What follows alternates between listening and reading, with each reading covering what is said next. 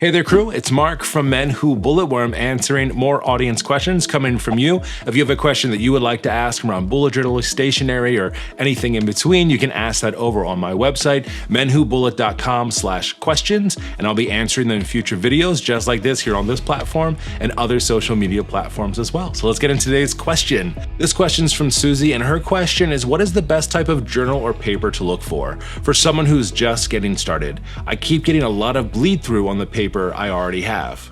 This is a fantastic question, Suzie, and one that I actually love answering because I love notebooks, and the GSM or grams per square meter of that paper makes a really big difference. And I've personally come to love 120 GSM or higher paper. And the reason is it really reduces ghosting. On a lot of the early Leustroms that I've used that don't have 120 GSM or higher, they tend to ghost, right? You're writing with a pen and you flip the page and you can almost see what's written on the back there. Or depending on the material, the pen or the marker that you're using, it can cause bleed through, which means that ink is transferring onto the page behind it. And depending how bad the bleed through is, possibly on the next page after that. So my recommendation to you or anyone who is just getting started is to find a notebook that has 120 GSM paper or higher. So for example, the Bullet Journal Edition 2 notebook is 120 GSM paper.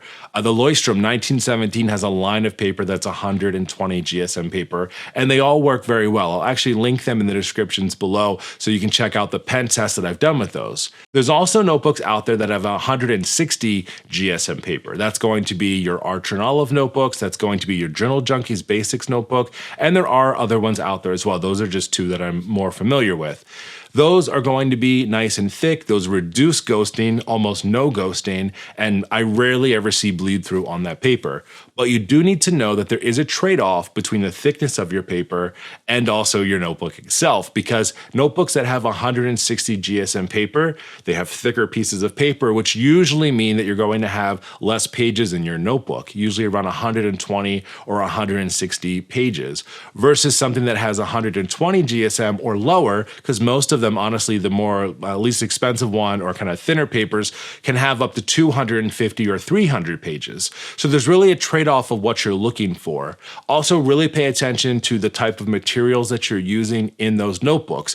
Regardless of the notebook, if you use a Sharpie marker on almost any paper, it's going to bleed through. Same thing with fountain pens, paints, or other types of markers. You just have to kind of check it out. That's why I always do pen test and paper test in the back of my notebooks first with my most commonly used stationery, and that way I know, yes, you can use this, or no, you can't use this. It's not a good idea. So hopefully that answered your question, and if anyone has other questions around this topic, you can drop them down in the comment section below. I'll be happy to answer them for you. Now, if you have a question that you've been interested in asking me, whether it's around bullet journaling or stationery or anything else, you can ask them as well, and I'll be answering them on videos just like this. You can head over to my website, menwhobullet.com/questions, and that'll bring you to the form to fill it out, and I'll be answering these questions in the future. As always, thank you so much for hanging out, and happy planning. See ya.